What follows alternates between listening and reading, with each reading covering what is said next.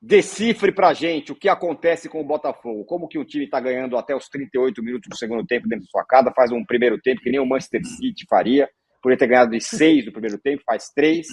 Aí tem um pênalti para matar o jogo. O seu melhor jogador vai lá e perde o pênalti. E o time não só perde o pênalti, como perde o jogo. Um negócio inacreditável o que acontece com o Botafogo. Psicologicamente, o time está demolido. Meu caro Tirone, um abraço, meu irmão Arnaldo, satisfação, Marco, Luiz, Júlio, muito legal estar aqui com vocês. Olha, Tirone, eu fiquei realmente, como todos, né, extremamente surpreso com o que aconteceu ontem no Newton Santos. Eu acho que o que a gente viu foram 45 minutos muito parecidos em termos de energia de ativação, de comportamento e de assertividade de jogo do Botafogo, muito parecido no 5-0 do Palmeiras em relação ao São Paulo, né? A diferença é que o São Paulo não jogou no segundo tempo, e no caso, ontem o adversário, o Palmeiras, despertou de uma forma absolutamente também inesperada, né? Me chamou muito a atenção a questão do Abel não ter mexido, né? Não diria nem durante os 45 minutos, que eu acho que de repente até caberia, mas depois, no intervalo, ele não mexeu, e aquilo ali, de repente, você pensa, o que pode ter acontecido no vestiário para ter voltado o mesmo time, né? O que aconteceu ali, eu acho que é uma coisa importante da gente pensar, e sobretudo o que aconteceu no vestiário do Botafogo, porque a gente teve ontem, Tirone e amigos, 4 times jogando no Newton Santos. A gente teve um primeiro tempo de um Palmeiras, um segundo tempo de um outro Palmeiras, e da mesma forma o Botafogo. A gente teve 4 times, né? A diferença, eu acredito, né, é que é na história institucional, que é no lastro vitorioso que o Botafogo não tem e que o Palmeiras tem, né? Isso muda totalmente a dinâmica da confiança. Se fosse o contrário, se a gente invertesse, né, essa situação, vamos supor que o Palmeiras está jogando no Allianz, faz 3-0 no Botafogo, eu acho que seria muito mais difícil um retorno do Botafogo em termos de potencial de confiança hoje, né? E não só num passado histórico, mas também num passado recente, né? Que vem trupicando com muito mais baixos do que altos, e aí chega ali na hora, você tem o Hendrick que está numa noite iluminada, parece até que ele que chegou para o Everton e falou, oh, pula ali e tal, que ele vai bater ali, o Tiquinho vai bater ali, e aí tem muita discussão de arbitragem, etc, etc. Fato é, meus amigos, que se o Tiquinho faz aquele gol, acaba o jogo, né? E a gente não estaria aqui conversando sobre uma das partidas mais antológicas da história do futebol brasileiro. É impressionante mesmo. Agora, vou fazer uma outra pergunta para você, meu caro. Como o Bragantino entra nessa história? O Bragantino está ganhando neste momento do Goiás em Goiânia e está ficando a 4 pontos do Botafogo e sem esse negócio de jogo a menos, jogo a mais. O Bragantino é um caso um pouco sui generis, né? Um time sem pressão, também é um time sem camisa. Do ponto de vista de cabeça, como isso funciona? Eu acredito que o caso do Bragantino, em termos de comportamento, de leveza, de confiança, o que o Bragantino, gente, o que o Bragantino tem a perder?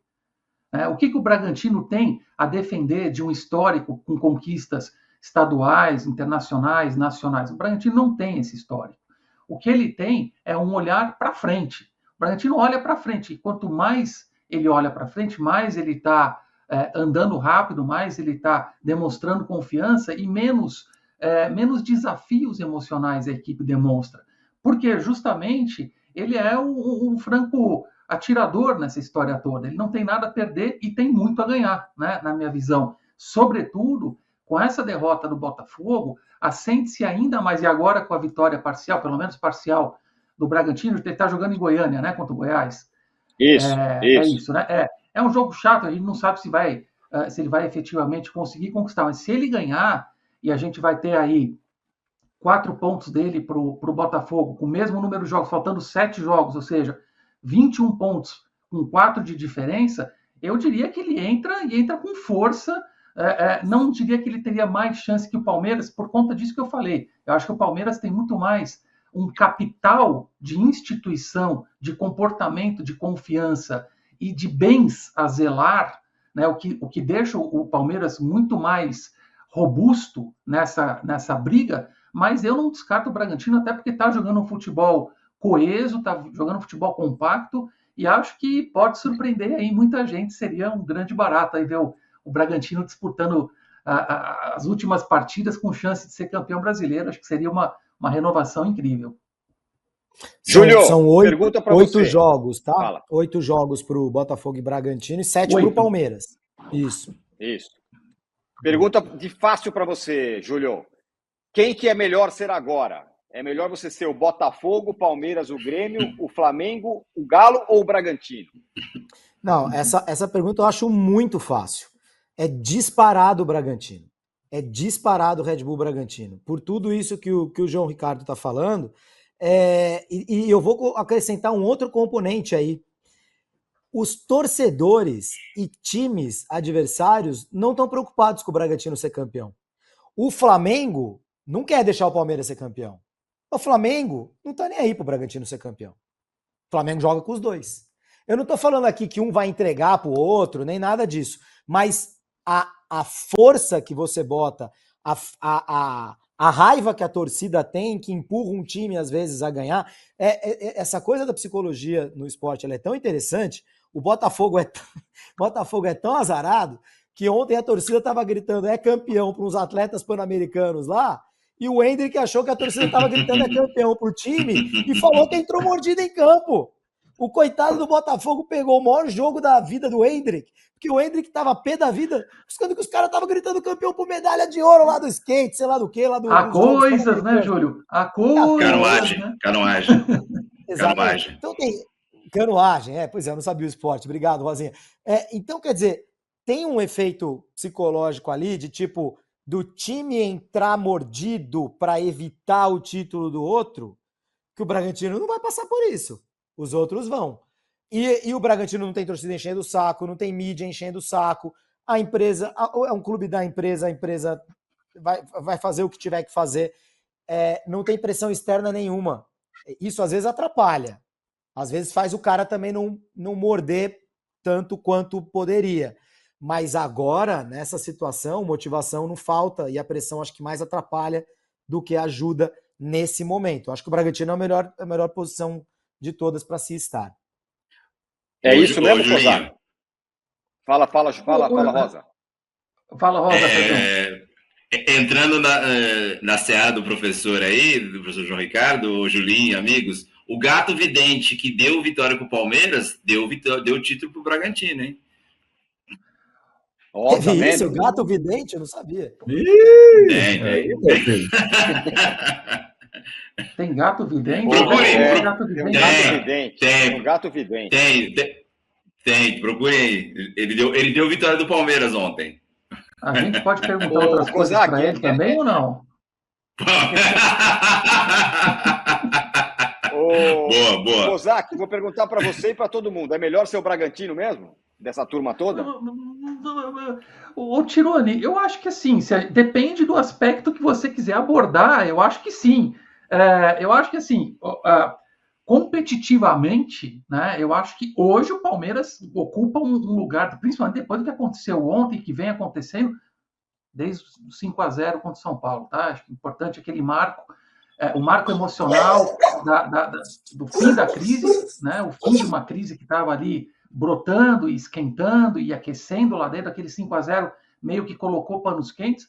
O Palmeiras dali para frente cresceu e acho que uma vitória como a de ontem paga um preço muito alto para o Botafogo, não tenha dúvida disso, e fornece um capital muito importante emocional para o Palmeiras. Agora, se você contar o histórico, a camisa, a possibilidade e o momento, acho que o Palmeiras, eu prefiro estar no Palmeiras para conquistar esse campeonato hoje. Só que o Bragantino corre livre. Então, se você pensar em um time que não tem pressão, que não tem expectativa, se chegar em segundo, terceiro ou quarto, também ali não vai...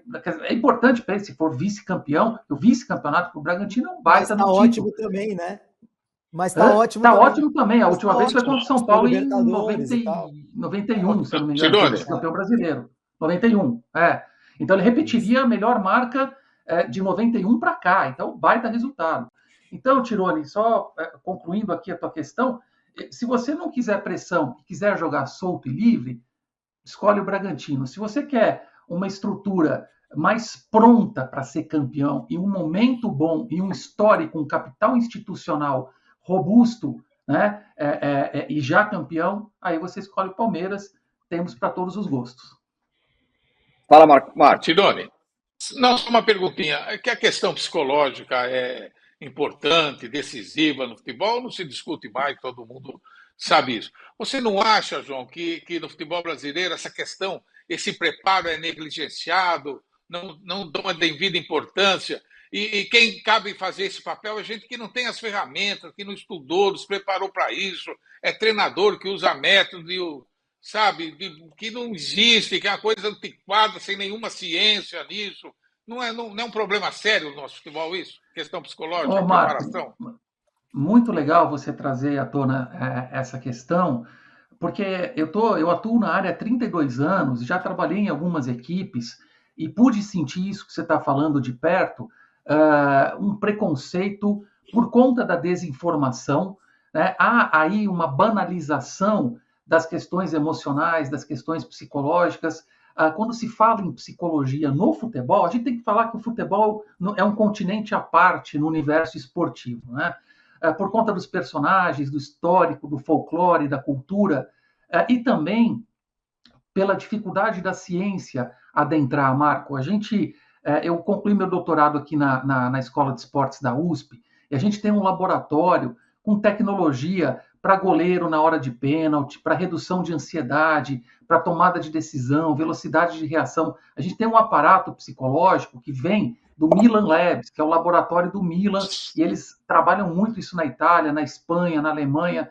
Então, assim, a gente tem recursos no Brasil que os times não querem saber, Marco. O que acontece o time está em crise, chama o comandante do BOPE, entendeu? Ele vai chegar lá e vai dar meia dúzia de batida na mesa, missão dada, missão cumprida, eu não sei o que. O jogador entra mordendo o dente, a boca, entendeu? O cara que já é ansioso vai entrar em campo para tomar cartão amarelo com 15 minutos, vai ser expulso no fim do primeiro tempo. Ou como até o Muricy outro dia falou que ele é super contra, colocar bilhetinho da vovó. A vovó tá pensando em você, o jogador entra chorando na hora do hino e tal. Tá tudo errado. A preparação, a motivação, o trabalho psicológico tem que ser feito por psicólogos do esporte. Eu peguei aqui a conta de vocês falando do Flamengo, né? Vocês estavam falando do Flamengo. O Flamengo é um caso. O Flamengo é um dos poucos times no futebol brasileiro que não tem psicologia no profissional. Impressionante, impressionante, realmente. Porque a molecada não quer, Tirone. Eles não querem. É isso. Entendeu? Então, Marcos Braz, galera, vocês querem psicólogo? Imprensa, seguinte, eu sou o Marcos Braz aqui e tal. Ninguém quer psicólogo lá, tá? Então não vai ter psicólogo. Entendeu? Então é assim, Marco. Infelizmente, a gente enfrenta muito preconceito.